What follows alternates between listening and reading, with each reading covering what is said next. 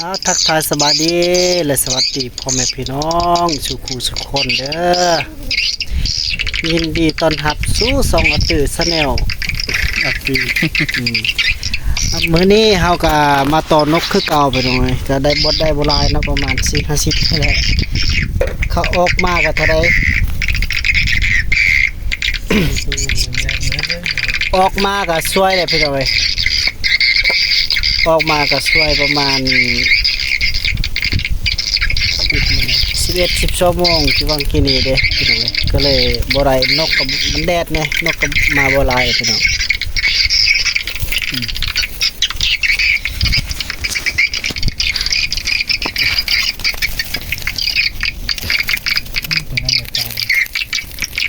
ทีมงานกับวันนี้แหละทีมงาน6 คนพี่น้องนั่นได้2 คน3 คนนี่แหละพี่น้อง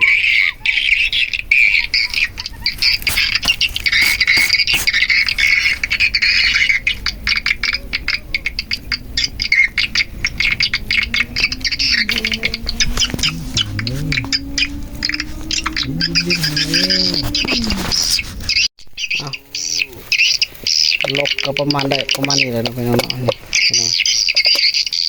นี่ในหมวกนี่นะได้ประมาณ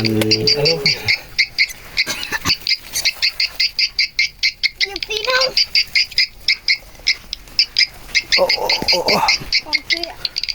เอาเลยหัดแม่เลย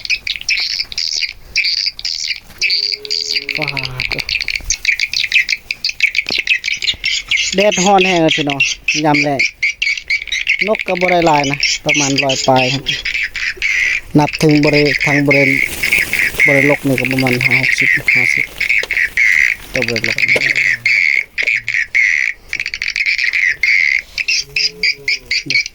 นกก็มาบ่หลายเลยพี่น้องเห็นได้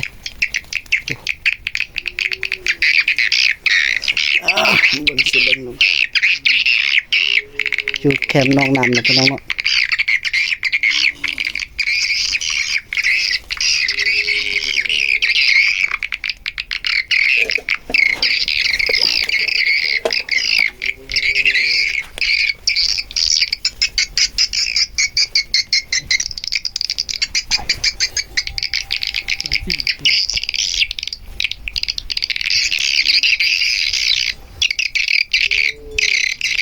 วิธีหากิน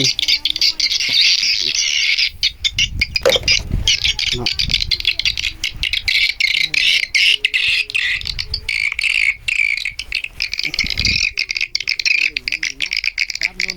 ได้แต่เดียวเนาะได้ตัวนี้วะคือสิแม่นล่ะ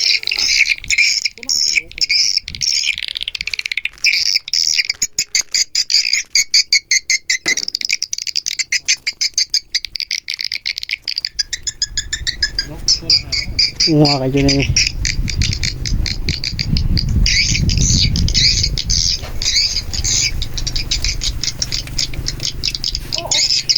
มันกันชันดีเลยแต่ว่าทักกองงามสุดยอดเลยกองตีสำหรับชั้นหนึ่งนี่บ่แม่นว่าได้พอดีงามตีสำหรับชั้นหนึ่งนี่บ่สั้นเลยนี่โอ้คักเว้ยก็อยากได้แต่กล้องนี่ครับก็บ่อยากได้มาฮอดนี่เทว่าเฮาก็สิสรุปผลงาน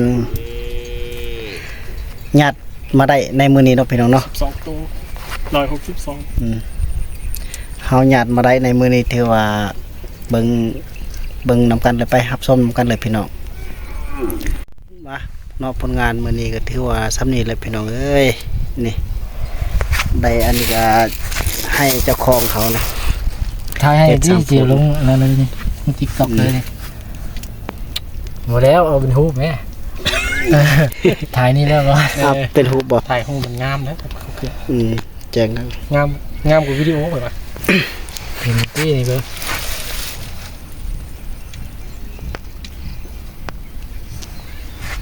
งามเนาะฟ้าธรรมศาสตร์สวยงามสุดยอดเลยกองแจ้ง ตะเวนไก่ตกเอา ถือว่าคลิปเฮามาฮอดนี่ถือว่าจบเพียงเท่านี้เนาะพี่น้องเนาะมีแต่ว่าฝากกดไลค์กดแชร์กดติดตามเนี่ยเด้อพอได้เป็นกำลังใจเฮ็ดคลิปต่อไปเนาะพี่น้องเนาะเอาขอบใจ มันหน้าเจ้า